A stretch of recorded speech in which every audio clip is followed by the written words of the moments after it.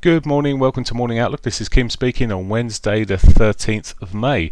So starting off looking at Euro Dollar first, and well, yesterday bullish engulfing candle there, looking a bit more positive for the euro, but it did close and pull back towards the end of play yesterday.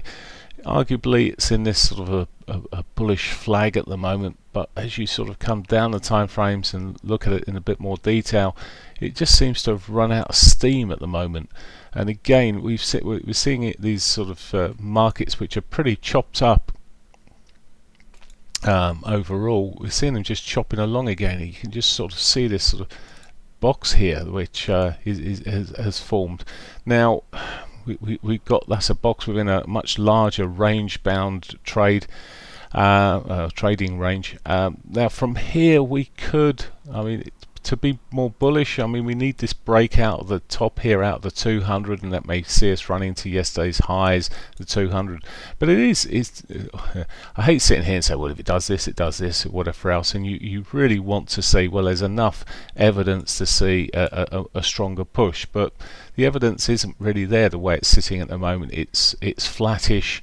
A good momentum in the market may just see sellers or buyers selling to take profits, seeing a retrace and then another shove back straight away almost. But here it's difficult.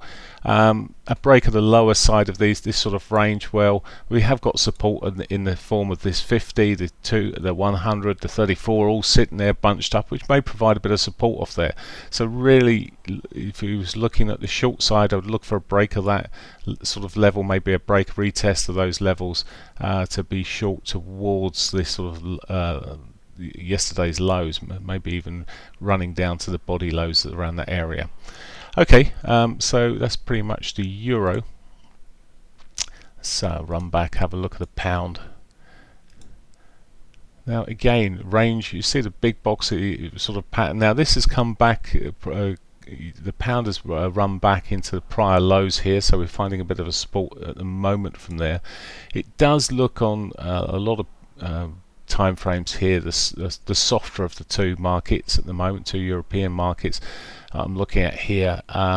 Messy up here, but generally lower highs, then lower highs taking that out, lower lows coming in here, and it does look soft. We're seeing, there we go, and you see it clearer maybe on the alleys here. There was a phase when it was sort of having an edge up there, but sold off strongly, and if anything this looks much more likely at the moment to continue that move down.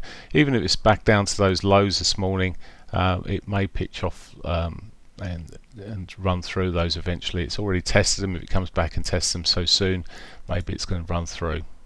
So that's the pound, looking more obvious a soft candidate and a bearish candidate there. The yen, it was running and it is still one of my more favoured currencies against the US dollar. Expect it to have moved down further. Monday's sort of push up there really was on some really weak data, etc. And that was coming out there, and it just carried on pushing through right the way through the day. Now we're sitting here, bull flag maybe, and bull flag would be, yep, if it breaks that 4 hourly 8, we could see it pushing back towards the 200, maybe breaking through and continuation there. My thoughts are, when you look at it overall, well, it's taken a long time if it's going to bounce. Maybe it's got the daily pivot there, it may draw some traders in towards that. If it does get towards that, that's fine. A break of that area, yes, it's then the trigger point really for maybe further upside. On the downside though, just to break these lows, it does look like it's soft and could easily just continue down there, but it's sort of again running out of momentum in terms of this move down. It's sort of gone pretty much sideways. Perhaps it's just because it's running through the Asian session, but and it's weaker, but maybe we'll get a shove this morning. But As I say, looking at the bigger picture, when I was coming back to the bigger picture, that 4 hour picture certainly looks bullish flag, but the daily picture still gives a chance that it could be in that sort of downward trend there. Okay, Aussie dollar. Aussie dollar is still making its way up. Is again, this is one of these markets is pretty inverted to the yen in a sense there, but much more choppy on this 4 hourly picture here. It's sort of getting into a range, tightening range, maybe a wedge pattern forming there. And just look at these hourly patterns. Traders don't really know where to go at the moment by the looks of things. It really is that sort of sitting there.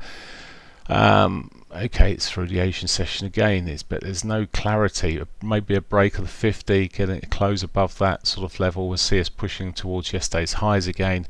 That our daily R1 may come into play. If it continues the sort of softer side of things here, maybe be more prudent to look at the I mean, there's too much chop around here just to be drawing lines across the lows here. I think, although you may get an aggressive entry, but drawing a trend line across the lows, absolute lows here from back on the 12th there yesterday through today, and see if it starts breaking down for further downside. But it was one of the stronger, or has been one of the stronger currencies. It's got a more favourable outlook overall, so might have expected more upside there. Okay, Canadian dollar. Canadian dollar chops are backwards and forwards here. Wasn't massively surprised to see a couple of days push up. It's one of the weaker bunch overall, but it's not been performing so much bad lately, and it's again ranging, and it's whether we're catching it at the right time of the range for further upside, possibly. Looking through here, and again a sort of a bull flag pattern, and we could see at some point later a shove back up towards the R1. So does, if anything, still look like it's got sort of further upside potential there on the Canadian dollar. A break of the 50 on the opposite side of this my thoughts, the opposite side of break of this 50 may suggest that this upward range, high low, high coming through there may be over, but we'll see. For now it looks more of a bullish candidate. Right, that's that. Let's have a look at oil leading in from there, and then the S&Ps, and we're done. Oil, well, I'm not going to go onto any other charts because it's pretty flat like this. It's range bound, as I explained in a recent video I did. It's on our YouTube videos. The shock waves and the volatility around this may be eased up. Even when Saudi, there was this point here mentioned they would cut production more, it didn't make a big difference to the upside, but there's nothing really shaking the market too much to the downside, unless we hear of more larger companies slowing things up, countries slowing things up more in terms of their sort of starting back, but no one really wants to do that, and we're seeing oil in that sort of in-between area. Be interesting as it moves towards the 19th, but as you see the expiry of the front month, but even then, as I've said in the video I did, the volume around that front month seems to have dried up considerably. Okay, that's pretty much oil rate. There's the S&Ps to finish off with. Look at these. So yesterday, brightish start and then just sold off to the end, and that was it. Back in this, still in this sort of trend, arguably. I still remain bearish on it overall, and well, yep, yesterday evening, look, it sold off towards the end of the market there, trying to rally at the moment. Maybe this is the break. If you draw trend lines across these prior lows, you will see it's broken that trend. Maybe that will give us opportunities to sell back into these sort of key short-term moving averages. So looking soft at this stage. Okay, that's it for me. I wish you a great day. News-wise today, I should say, just before I finish up, we've already seen the UK GDP dropping 2%. It's the biggest fall off for a long time. In fact, we're sitting there at minus 5.8% month on month. which is not as bad as some had expected. In fact, all the figures are slightly better, and we've seen manufacturing production coming out there at 7 this morning as well, at 4.6 versus minus 4.6 versus 6, which again, it's not as bad as expected, but still, these figures are being lost into the markets at the moment. Right, that's it for me. Have a great day. Bye for now.